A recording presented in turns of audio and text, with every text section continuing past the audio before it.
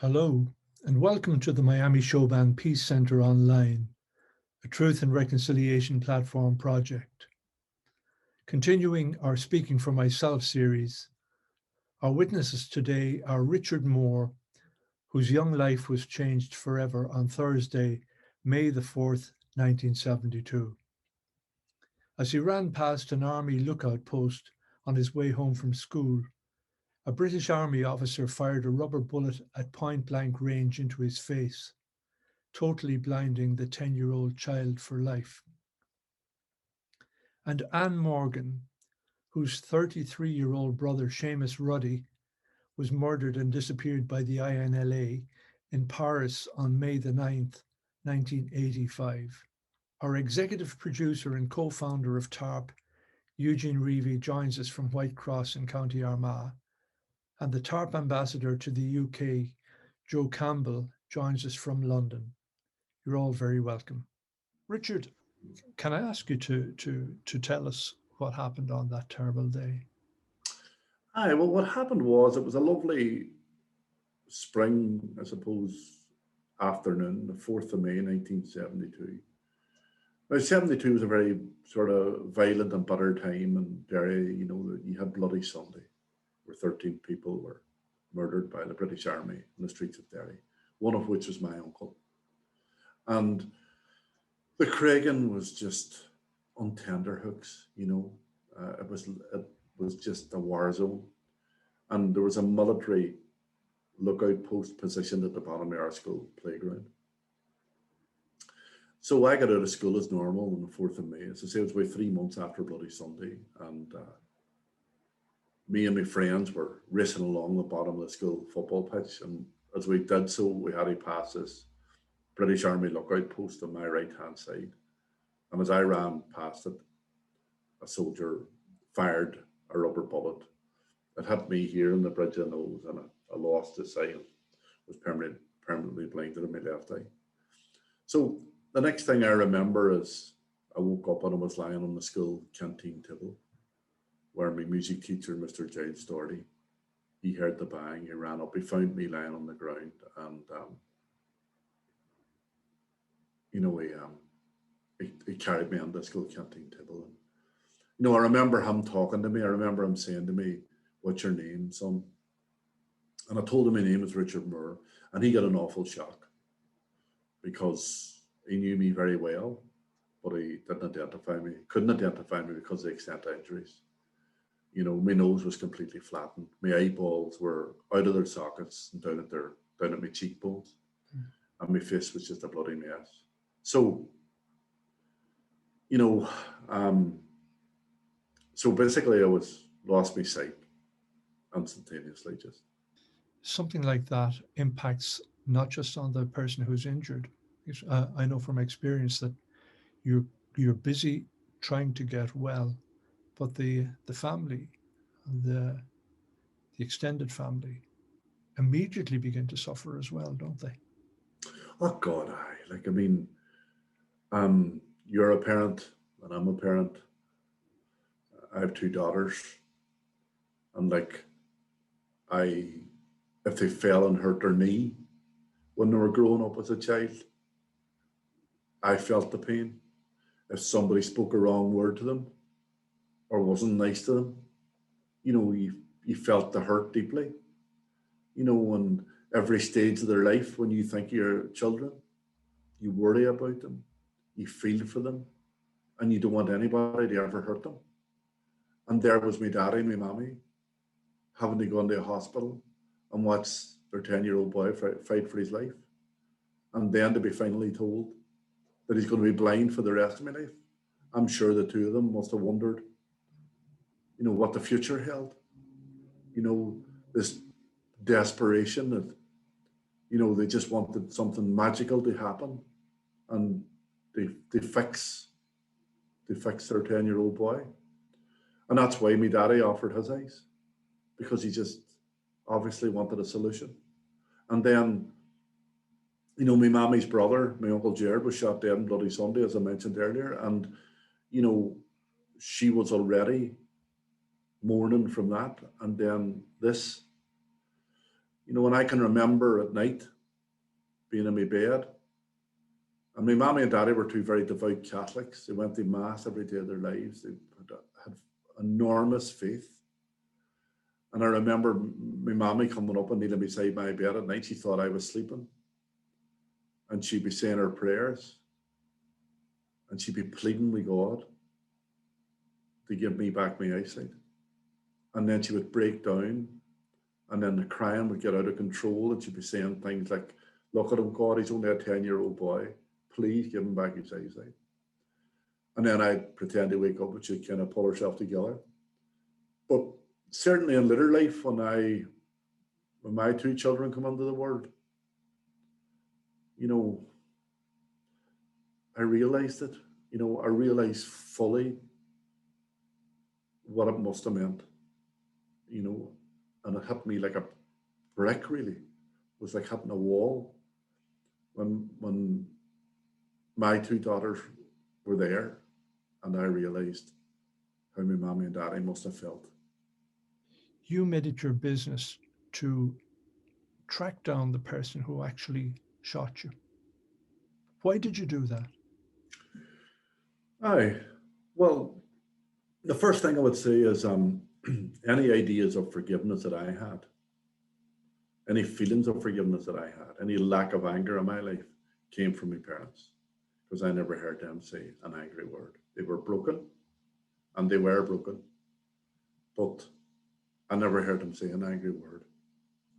I suppose I never had a moment's anger and a moment's bitterness around what happened to me. And, you know, I kind of have this philosophy that, you know, that anger is a self-destruct emotion. And, you know, and forgiveness is a gift in many ways, a gift first and foremost to yourself, because it allows you to find contentment and peace within yourself. Because when you think about anger is not going to change the past. It's not going to change what happened to you. It's not going to change the fact that I lost my sight. So in my circumstance, anger was an almost an energy that didn't deserve me. And the second thing is, you know, when you think about forgiveness, and it's important to acknowledge this, forgiveness won't change the past. It's not going to rectify a wrong. But what forgiveness does do is change your future and allows you to move forward with a completely different outlook on life. Why did I want to meet the soldier? Well, I wanted to meet him for a number of reasons. First of all, I was curious. I was curious about him, what type of person he was. When you think about it, Steve, right? When you peel everything back in my scenario, my situation, there's two people involved, and that's me and the soldier.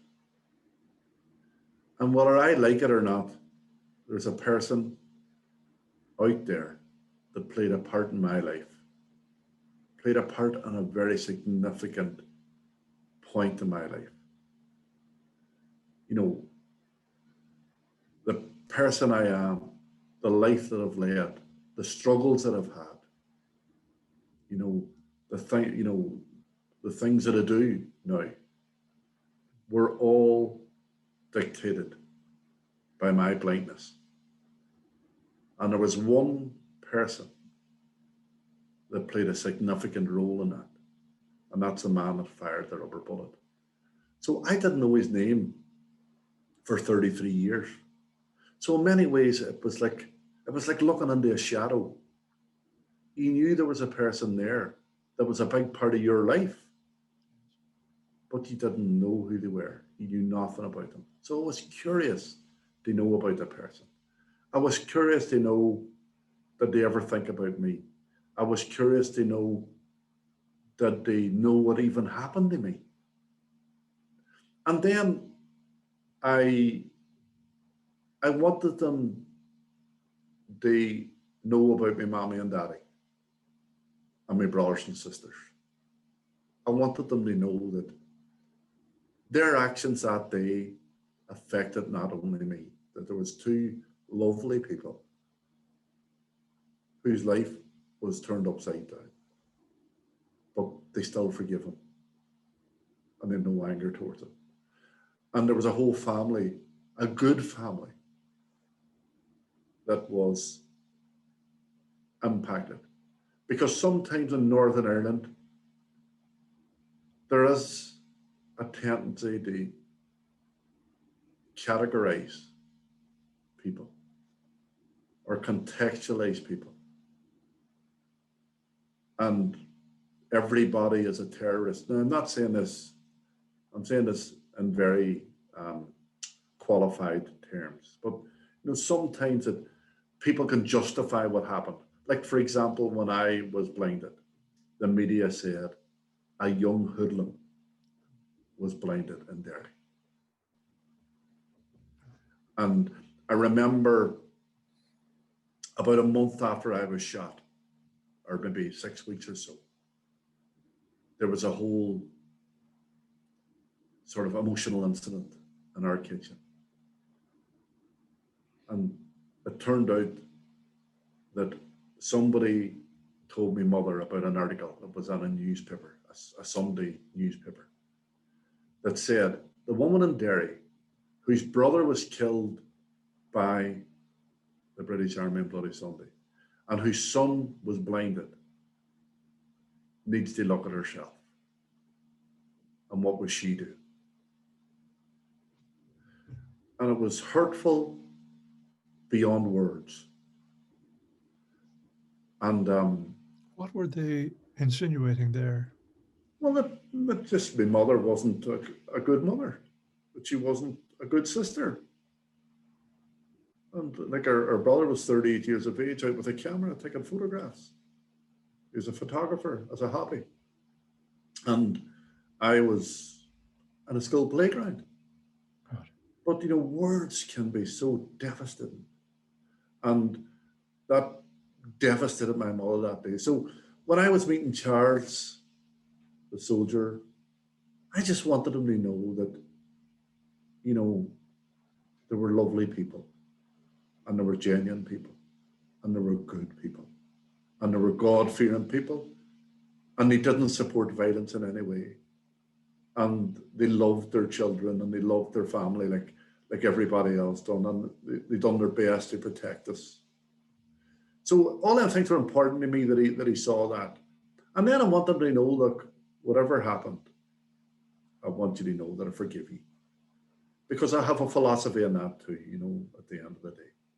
It's not everybody's cup of tea. I know it's not everybody's outlook on things. And, the thing about talks like this, Steve, it is a personal story.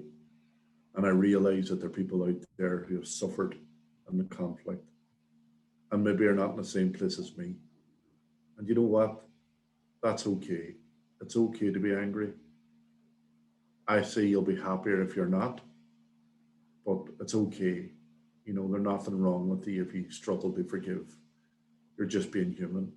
I've been blessed with forgiveness, and I know how difficult it is to find and to get there. But if you can get there, it's worth it for you. So, in terms of all of that, that's why I wanted to meet Charles for me as well.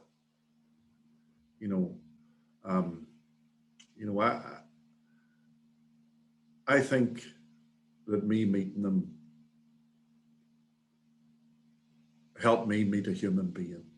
It helped me rationalize a thought in my head, around the person that I termed a soldier up to that date. Because, I realized that, even soldiers are human beings. And yet, Richard, for all those years before you met him, you were under the impression that he was just a squatty. Yeah, 18. That was a bit of a challenge for me. It was. It really was, because all through, for 33 years of my life, I had painted an image in my mind of an 18-year-old soldier, barely a child himself, thrust into a conflict situation, standing on the edge of a no-go area, frightened out of his wits at times, probably. And he done something stupid, careless, give a boy a gun, and that's, you get these things. But that wasn't the case. No, it wasn't. He was Charles was a 34-year-old captain when he shot me. And that was, it was a real challenge for me to get my head around, because there was a narrative there for 33 years, that was there. And then I said, hold on, this guy was a responsible captain in the army. He shouldn't even been firing a rubber bullet. And, he should have known better. So that surge went through me. It did. But I have to say, I'm glad I went out the other side. And I began to settle down after a day or two and began to, get perspective again for me and go back to the person I felt I was, I imagine the frustrations that all of us carry, that under different circumstances, as you say, the captain shouldn't have been firing a rubber bullet. So there's a lot of what if and if only involved in these things that we in my own case, I think, if we hadn't been playing in the north that night, it wouldn't have happened to us, or, all of these things. Yeah. I don't know if there's some sort of inevitability about these things, but having said that, you carried those things with great dignity and with the strength of your family. But what you then did something remarkable that very few people can manage. You turned this terrible, terrible event into something tremendously good and made it work for other people. What made you decide to do that? One of the things I would say, look, in all of this, what happened to you, Steve, what happened to your colleagues in the band, and what happened to many people in Northern Ireland, it was wrong. What happened to me was wrong. It's totally unjustifiable. The fact that I forgive Charles, the fact that I have no hatred towards him, doesn't mean it was all right to do what he did. And that's a great thing about forgiveness. And that's a great thing about, your ability and my ability to move on. You can move on. You can forgive the perpetrator, but it doesn't in any way justify what they did. With me, in terms of how did I turn it into,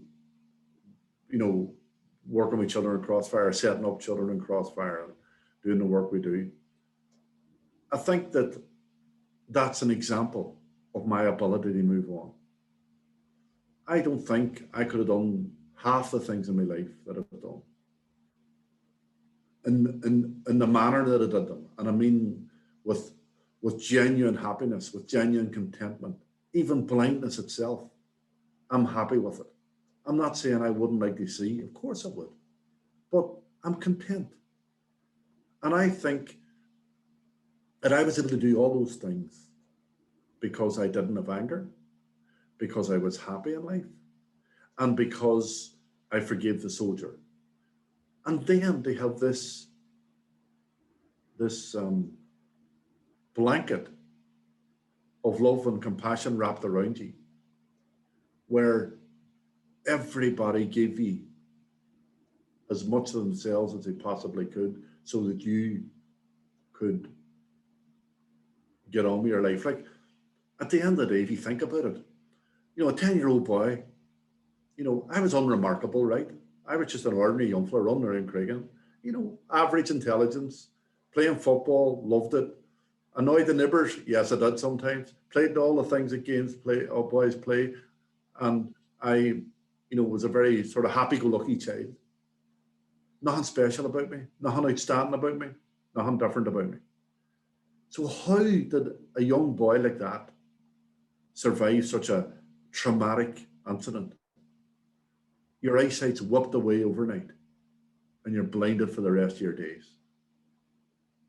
And I think it's just my family caught me and cushioned me and put me back on my feet.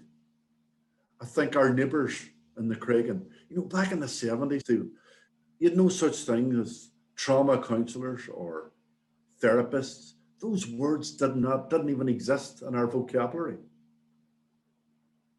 But the people that were the therapists and the counsellors for my family was the local community. And my family were my therapists. And they put a whole process into action without planning it and without having to even think about it. Why? Because it came from a genuine core human value that you have and I have and even a perpetrator has.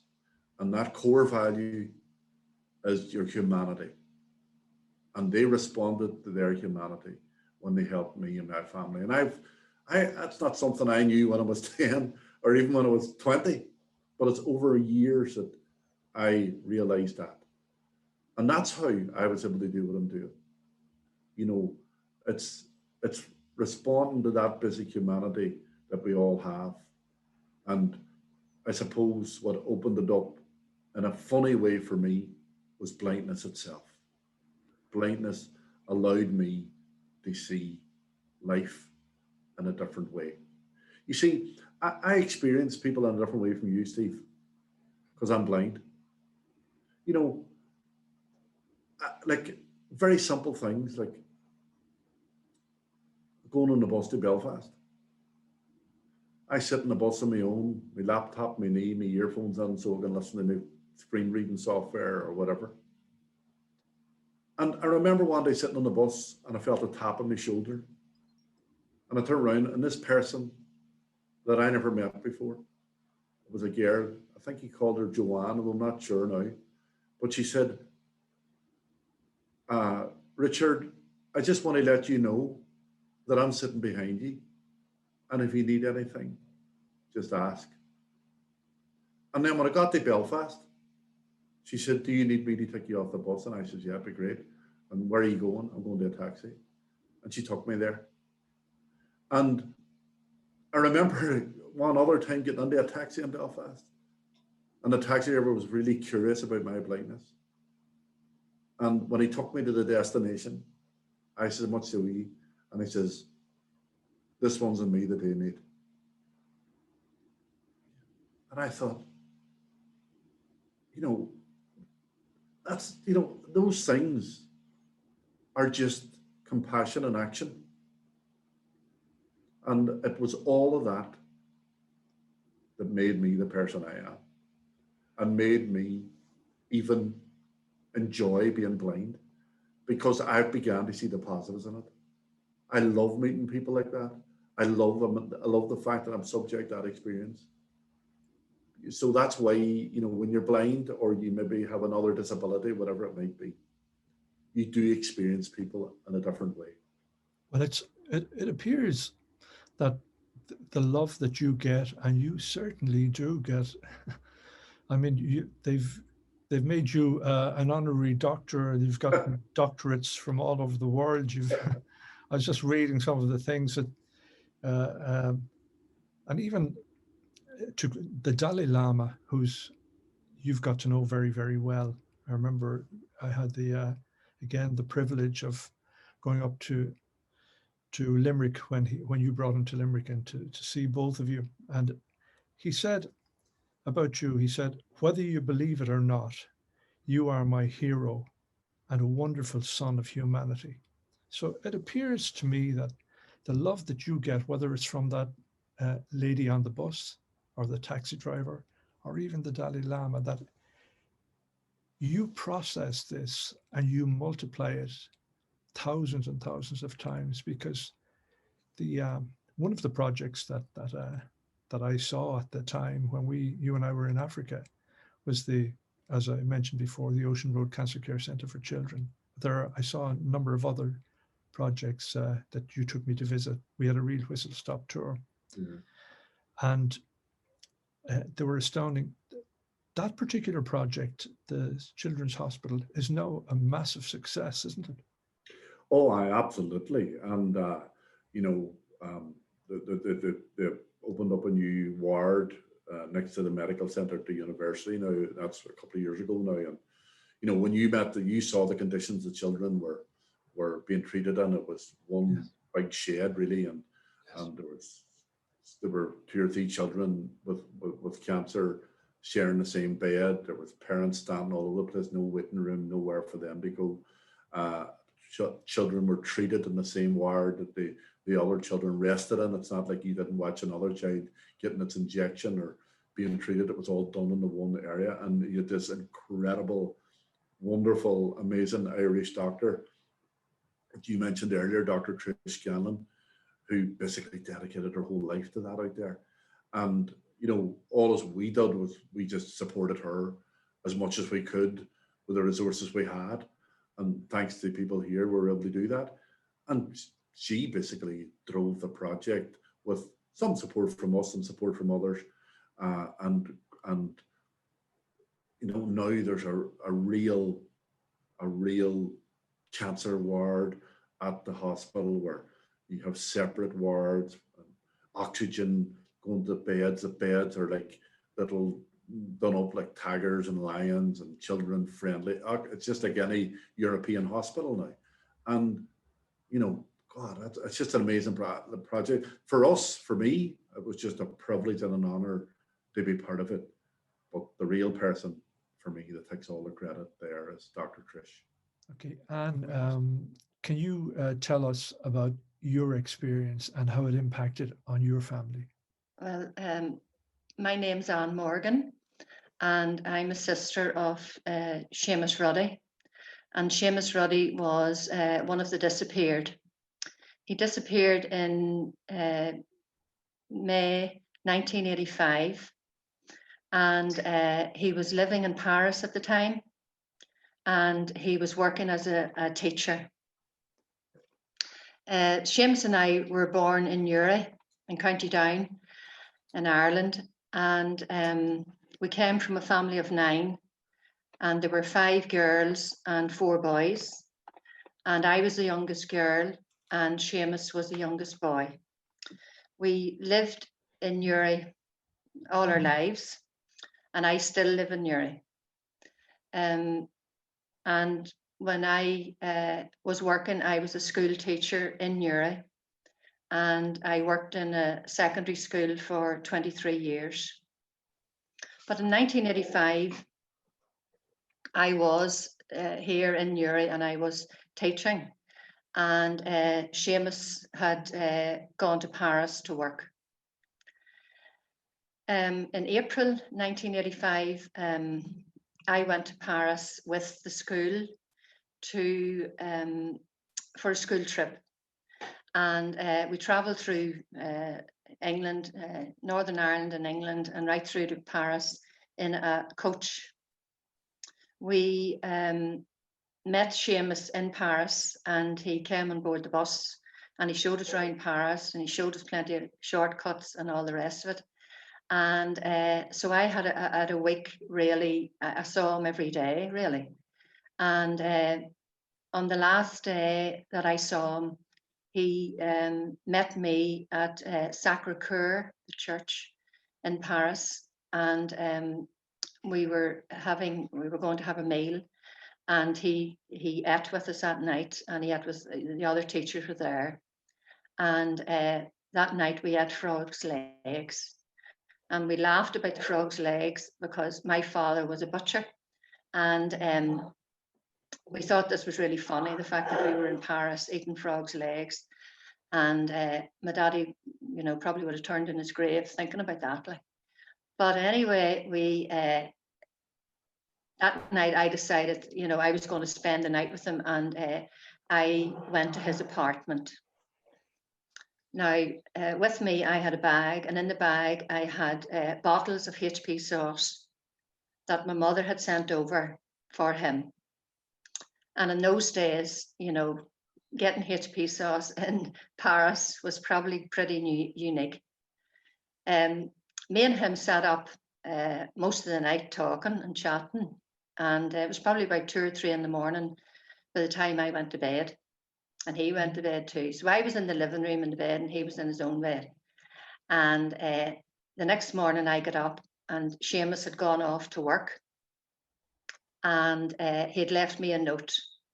And to this day, I still got that note. And it was telling me how I would get from his flat or his apartment to the place where I was going to meet the school bus. So anyway, I've still got that wee note, and like now it's precious to me, the fact that he wrote it, and it's all these years old. But anyway, so Seamus went off to work, and then I met up with the girls and then headed back to Newry.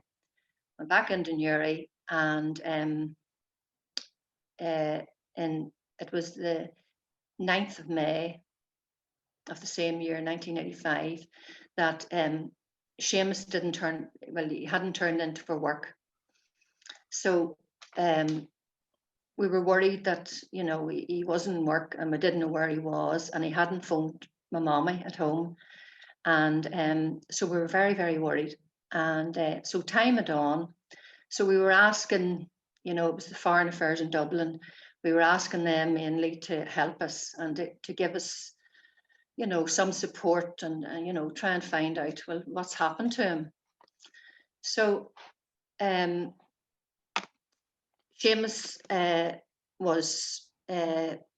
had been involved with the IRSP here in Ireland, and he was very political, really.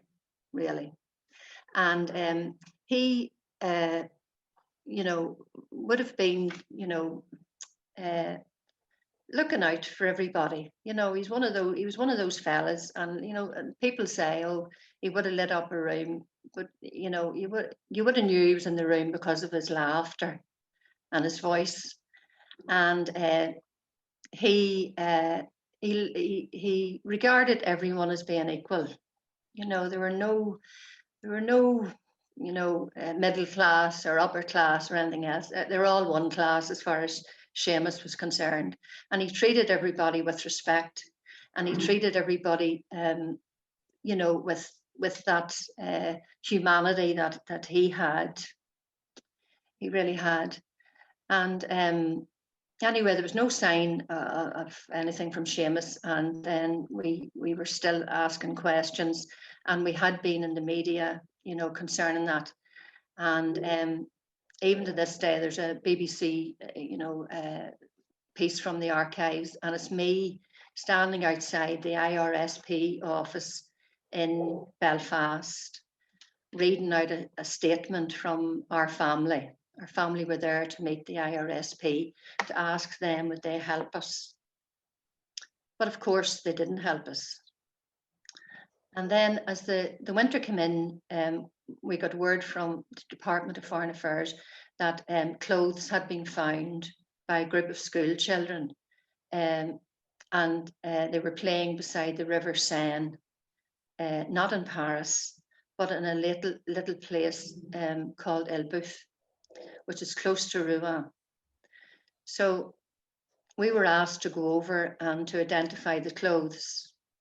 And myself and my brother, Sean, went to Paris to look at the clothes. We were taken to a magistrate's court, and we were shown the clothes were put out on a table in front of us.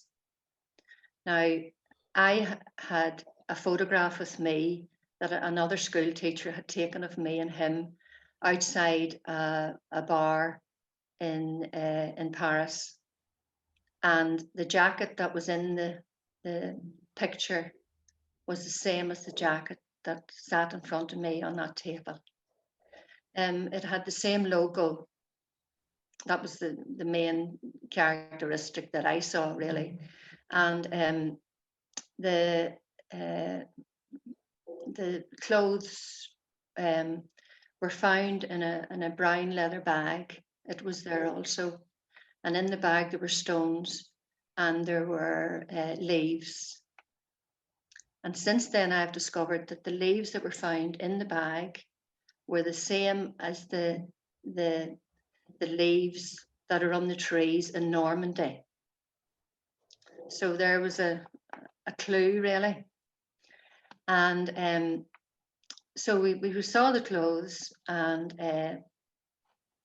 there was a concealed hood in the jacket, and the hood had two holes in it. It had one at either side. And so I saw that and I thought, oh my God, he must be dead. Because the shirt was the same shirt as he had on in the picture. And it was all badly stained, as if it was, blood, like a watermark. And anyway, myself and Sean came home back to Newry to tell my mother. And I said to my mother, I think Seamus is dead because of and I described to her the clothes.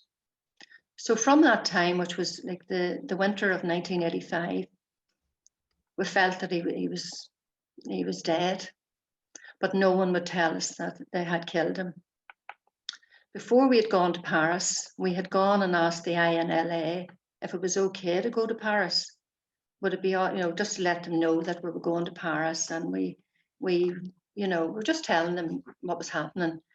And during the meeting with the INLA boys, they just, one boy just pointed at me and just said, if you go to Paris, you're dead. And pointed at Sean and said, if you go to Paris, you're dead, and all of your family are under threat. And because all our family, it's very, very big, there must be at least, there's 36 grandchildren, and at that time there was 36 grandchildren. And so the worry was really with us. We were very, very worried. And anyway, and he said, this boy said to me, and you are not to contact the media. And that's it, he said. No more talk about him. We don't want to hear his name again. But at the meeting, I thought, well, I'm going to go anyway. So I said then at the meeting to your man, I says, well, to tell you the truth, I said, I am going to Paris. I am going because it's our Seamus's clothes, because I have to go. He's my brother, and I will be going to Paris. And I said to Sean, right, Sean, up, and away out the door we went. Since all of this, and it's taken quite a while for all this to come through, but since that, we were then told that the fella who had actually given us the death threat was the fella that actually killed him. So I was talking to his killer that day. I was talking to the man that had actually killed him. So, and that would scare anybody, But anyway, came back to Newry, and because of the threat, then we were very, very aware of our own safety and that.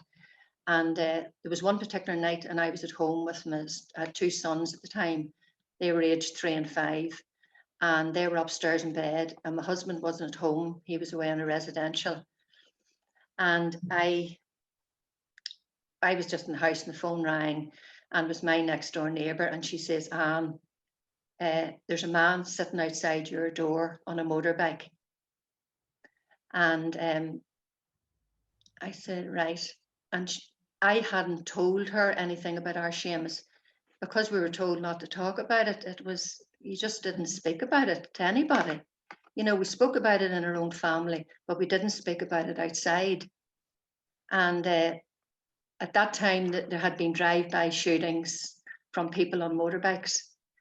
So I thought, oh my God, this is me. This is the end of the night. And so that night, I had the hardest night in my whole life, and I sat on the stairs, near the foot of the stairs, and I just waited for them to come in. And I did that because I didn't want them going up the stairs to the two boys, because I didn't want them distressed. So I just sat there and waited and waited and waited. And eventually he left. So it was only probably a scare tactic, but it definitely scared me, I can tell you. So when I'd be taking the two boys to school in the mornings, I was underneath my car, looking and making sure there was nothing underneath it and there was no bombs or whatever. So I was put at my tannoy was on high alert. So we continued on with our quiet campaign, which I carried on through, you know, trying to meet up with people in Foreign Affairs in Dublin, and trying to get information from the Irish Embassy in Paris. So we did that for years and years and years. So in 1995, my mother, and you know, when I think about her, the woman was a widow woman. You know, she had her son, who was a single man away in Paris, and nobody knew where he was. You know, he disappeared. And she had a table at her window, and she sat at that table. And I lived with her, you see. And she sat at that table and would at her breakfast, read her newspaper, watched the telly, everything, until we put the blind down, and then she moved over to her own seat beside the fire. But she was sitting at that table for like those years, and that would have been 10 full years that she was waiting for him to. We lived like it was like nearly like a cul-de-sac, you know. There's no through road in it, and we faced the bottom of the street. So she must have been sitting waiting, God help her, for him to come back. And during this whole time, that was part of it. Because he was disappeared, you still thought he was alive, and there was something in the back of your brain thinking, God, he is going to come back. He's not dead. And until you really see a coffin and go through a burial, you don't believe that they're dead, because you always hope. The hope is always there, right up until they're found. So my mother put his name on the headstone in 1995, and at that time she said, everyone will remember him because his name is in stone, and she felt that was very, very important. And then in October of 95, then my mommy died. So as I said, his name, my father's name's on the headstone, Seamus's name's on it, and then my mommy's. Well, anyway, 95, we were still silent, and that silence continued until 2000, until the Good Friday Agreement. And during the Good Friday Agreement, they decided that they would look after the families that disappeared. And at that stage, I didn't know there was anybody else disappeared. And our Seamus was named on the list, and he was the last on the list. So his was 1985. That was the last one. So they'd set up a commission, and the commission were going to look after us. And as far as everybody in the families that disappeared, we were all convinced that they were all just going to be found just very, very quickly. The first 3 were found very quickly, but then there was nothing. And then I was with the Wave Trauma group in Belfast, and with mainly with the families that disappeared. And we started a campaign, and we went to America. And during the trip to America, we were told by Mitchell Reese, who was the special envoy for President Bush for Northern Ireland. And he said, really, you should be organising a forensic search team for this. You're doing it all the wrong way. And he said, that's what you need for the families. So within 4 months, a forensic team was set up. When we came back, I was in America with Anna Armstrong, whose father, Charlie Armstrong, was disappeared also. We came back, and the forensic team was set up. So it was decided that forensically we were going to search for all of our loved ones. Now at that stage, there would have been, let us say now, there would have been 13 people waiting to find their loved ones.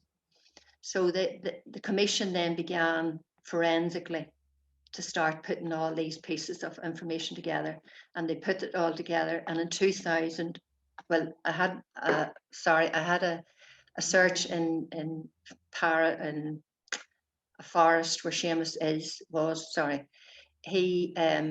We had that in 2000, and then we talked to Mitchell Reese, and then in 2008, then we had a search in the forest, and the forest was in a small town called Pointe de l'Arche in France, in Normandy.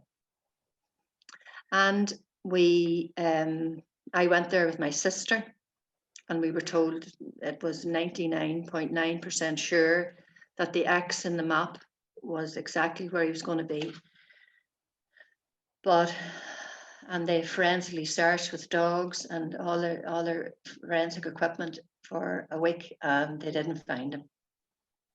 So, as I say, the trail went cold, and then in 2017, I was instrumental in getting another search, to take place. For 2 years, from 2015 to 2017, I took it on myself to start asking more questions. So I went back to the INLA, and I still had the name and the number, the phone number of the fella who'd seen me in the year 99 and 2000. And I'd kept in contact with him. So I contacted him again. I said, look, we need to do something. We have to get this sorted. So this fella got two fellas, they met me. And funny, it was in the Canal Court in Newry. And because of the death threat and all of that stuff, I wouldn't go to meet them on my own. I had someone with me. And I also met him in the lobby of the hotel. I wouldn't go into a room. So the fear was still there. Fear was there. And like I said it, even that day that I met these three boys, I said, I feel as if this threat is still with me. I really don't feel that this has been lifted off me. And they said, oh, it is lifted off you.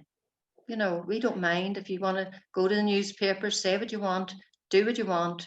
We won't say anything.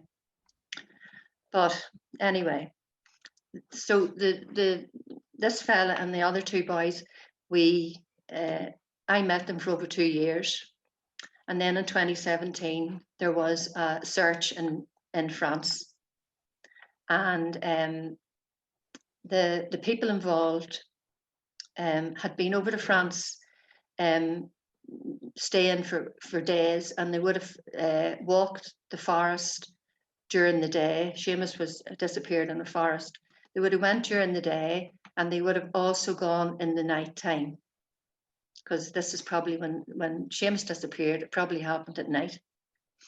So these three men were able to talk to people who had been in the forest, but insisted that they weren't there when he was shot, but that they knew roughly where he was, and they were able to pinpoint an exact spot. And the exact spot tallied with the spot that we'd been shown in 1999. It all came together. And we were only maybe 3 foot away in 2008. In the search in 2008, we were about 3 foot away from where Seamus actually was. The search had finished about 3 foot away from him. So when we went back then in 2017, and I went back with my husband, they were searching more or less the same places, and he was found. And honest to God, it was absolutely brilliant getting him found. I'd gone to the site the day before and was very, very upset, very, very emotional. And then the next day when we left the forensic team to do their job, and then we went back when I was told that he was found. And the funny thing was that we had left the hotel and we were getting the train back to Paris, and me and my husband were on the train, and John Hill, a fella from the forensic team, he was saying I had all these missed calls, and I hadn't really been looking at my phone because I was so disappointed that Seamus hadn't been found. And in my head, I was saying, I'll never be back here again. I'll never come back. You know, as I was going on to the train, I was saying, I won't be back here. This is it. So I was sitting on the train, and then I looked at my phone, and sure enough, all these missed calls. And I thought, oh, something's happening. But didn't really think, you know, it was that. And he said, where are you? And I says, I'm sitting on the train to go into Paris. We were in Rouen.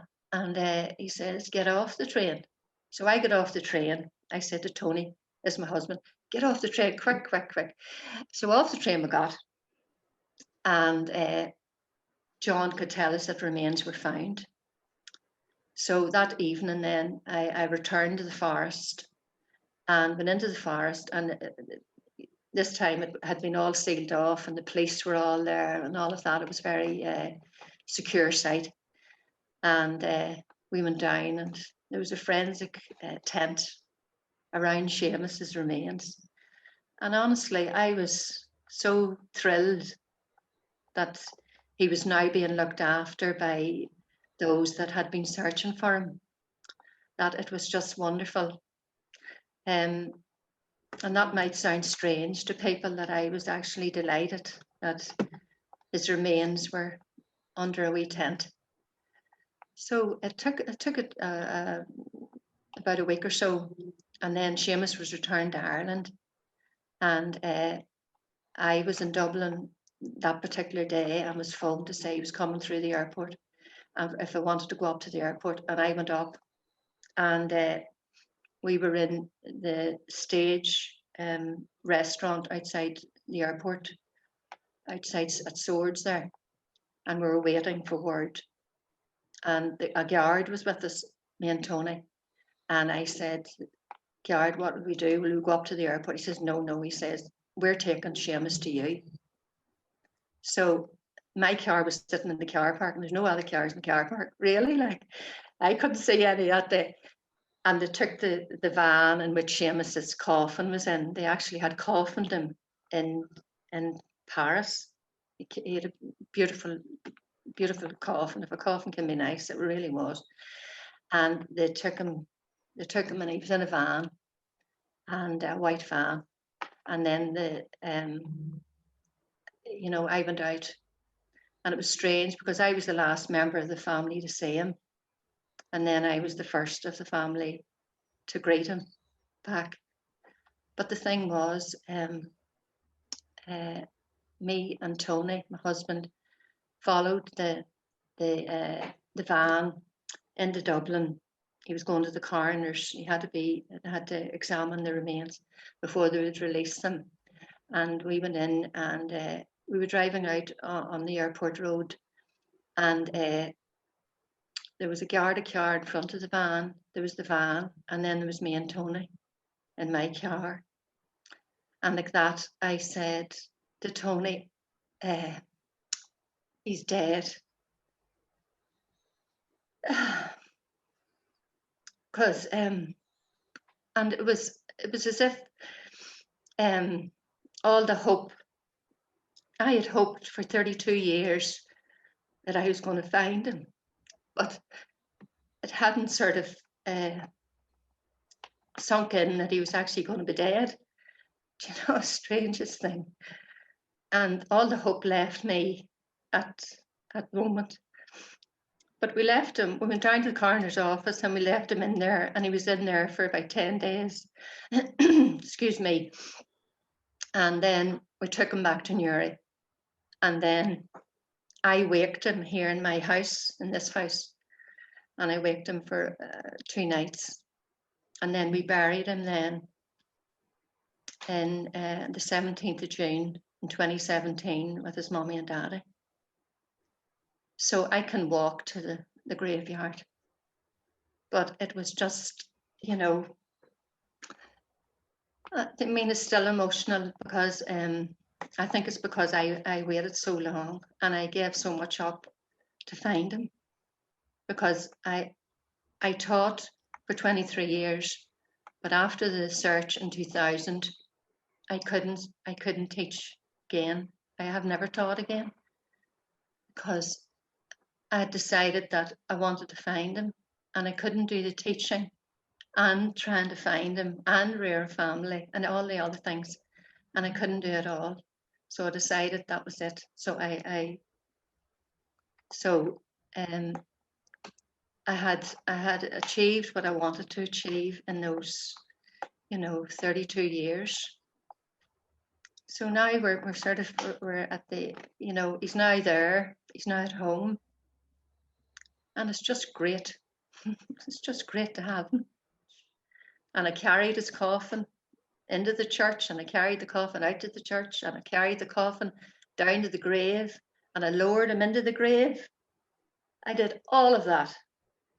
And I just felt that this was what I had to do. And I had to see him right to the very, very end.